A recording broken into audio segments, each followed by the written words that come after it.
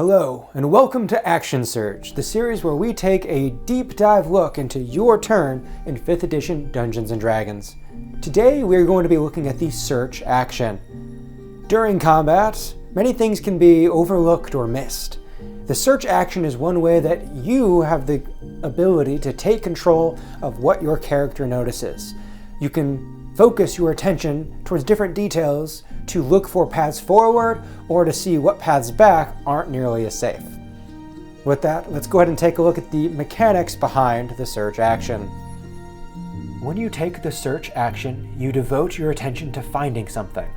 Depending on the nature of your search, the DM might have you make a wisdom perception check or an intelligence investigation check.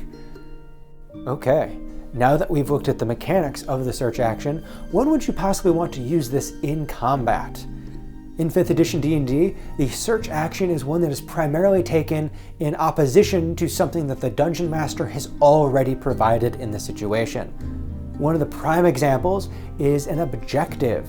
If the Dungeon Master has given you a ring of keys in which you have to find the correct key to exit a door before a timer runs out, you might be doing a search action to look for the proper key. If you are currently going through a dragon's hoard looking for an item that can help you slay the dragon, that would also take a search action. Outside of objectives throughout the combat, you could also use the search action to look for dangers. If you are in the middle of combat and a jet of fire shoots up from the ground, that signifies that a trap has been set off. You might use the search action to look for other untriggered traps in the area to either save yourself the hazard or try to use it to your advantage. Additional hazards that you can look for could be hidden enemies, whether it is an ambush laying in wait of just obscured individuals or an invisible creature. Even if a creature is invisible, that does not mean that they are undetectable. An invisible creature can still be seen based off of the marks they leave, whether it's footprints, whether it's disturbing dust on a counter, the flickering of a candle as they move by causing a small air current. All of these things are items you can look for to give away the position of an invisible creature. Having all of these things that you can choose to look for, let's go ahead and examine how you can describe the actions you're taking to search, as well as what other possible benefits these might give you depending on what you are focusing on. Now, if you haven't found what you're looking for in this video yet, hopefully we have come to that point. The search action in D&D is going to be another one of the actions that is a Q&A between you and your game master. Depending on how you describe what you are searching for will cue the game master differently in how they're going to respond to you. The story you put into this part of your turn can have a heavy influence on what you get out of your roll, if a roll is even required. We've already talked about there being a couple of different rolls, investigations, perceptions, those sorts of things for the search action, but if you play your cards right, you may not even have to make a roll at all. If you are taking the time to not only use your action to look for something in combat, but you are very specific about what you want, the Game Master may just give it to you. Now, the tips I'm about to give also apply outside of combat. Anytime that you are taking a little bit of extra of your own effort to describe how you're searching, it will pay dividends in the end. Now, the key to this is specificity. You can simply state, I look for danger, but that is almost too broad to be useful. When I have a player that's saying they look for danger, I will have them do a roll, but it is going to be the higher end of the difficulty class of the DCs that they have to hit for me to give them useful information. The more specific they are, I then start rounding down. If it was a DC 15, the more specific a player is, I may round that down to a 13, a 12. Probably won't hit 10. And the reason for that is if I'm going to be reducing the DC of a roll by 5 or more, based off of how a character describes something, that is telling me that they don't need to do the die roll because they've already described the exact thing they would need to do to find what they're looking for. So in the case of I look for danger, maybe your companions are currently being stalked by some invisible hunter. In that case, if your companions start describing looking for bent leaves, looking for footprints, looking for different little bits of fog, emanating in the early morning cold air? Well, they're doing a very good job of looking for an invisible creature. However, if they are deliberately talking about the old oak tree that I had mentioned in the area, and I know the invisible creature is hiding behind those boughs, if they go through such specificity in how they're searching, what they're looking for, and they describe generally the right area to look, I'm not even going to make that be a die roll. They are describing what they need to do to find the thing, and because it's in the right area, I'm going to describe which of those aspects they notice. The search function of this game is a very generalized function. It is actually meant for those moments of, I look for danger, I look for a tool. It allows for you to have a general idea, a vague idea, and then follow it through with a random chance of whether or not you succeed at that endeavor.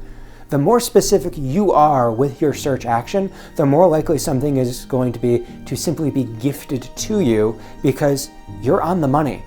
If you are staring dead eye at the exact implement you need, a die roll shouldn't hide it from you. Similarly, if you are doing some form of investigation for trying to disarm a trap, if you are being very specific in how you are trying to look for a trap, finding little tripwires, finding levers, those sorts of things, and I know what trap is already there, I will begin to find my way through the description, even if I haven't put a half hour of time describing the trap in my notes. As you are putting time and effort into this trap, I will also meet you there. With that, you can actually find your way to disabling a device without actually needing to make a roll for it. Now, for a much more complex device, yes, you probably are going to have to do that. Your dungeon master may not enjoy doing this level of Q&A back and forth for something where a single die roll can solve it. But it's always worth going the extra step to try and figure out if you can puzzle out a solution as opposed to letting fate decide what happens. The more specific you are in what you are attempting to do, the more you are adding to the story, the more the Game Master has to go on. Now, as I said with the trap, the Game Master may not have every minute detail already figured out. But that doesn't mean that they don't have the end goal of the story figured out. They don't know the enemy's intentions. They don't know the greater plot. They do. They understand where their story's going. What the search action does is it pinpoints and it examines an area of the story, whether it's a room or just a plot beat, more thoroughly. And as that gets explored, the Dungeon Master may not have everything pre-written out, but as you give specific examples of what you're looking for or what you're worried about, the Dungeon Master understands in the context that they have whether or not those things would be there or not.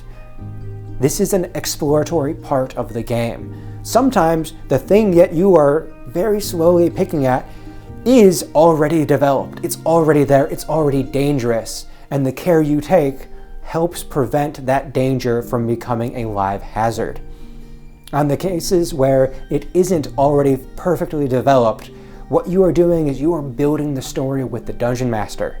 If they get to develop one plot point far more than they thought you would even care to spend time on, you are actually doing them a favor. You are actually putting effort into the story that they have built. And you are showing that not only are you here for the combat, not only are you here for the storytelling, you're here for the exploration.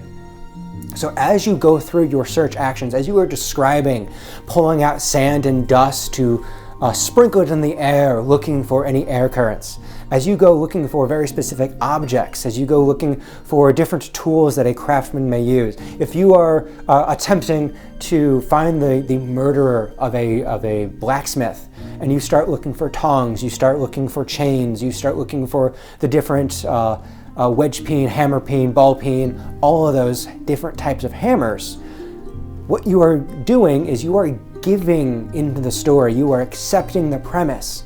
And with that, not only do you find the things that the Dungeon Master has already set up for you, you and the Dungeon Master can actually find more depth to the story than they would otherwise expect to come out in ordinary play.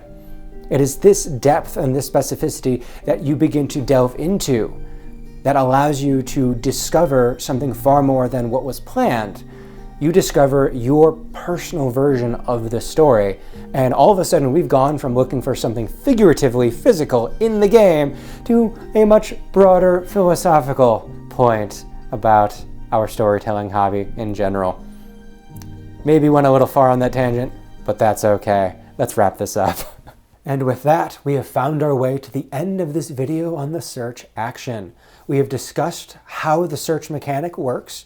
We have gone through examples of things you might look for during combat, as well as ways to give your Dungeon Master nudges of what you are looking for and how you are looking for it. If you found everything that you wanted here, maybe you found one of those items in the Dragon's Hoard. Well, next week we're going to explore using an object in combat. And who knows, maybe that thing that you just found might be a bit more useful than you otherwise thought. I'll see you then.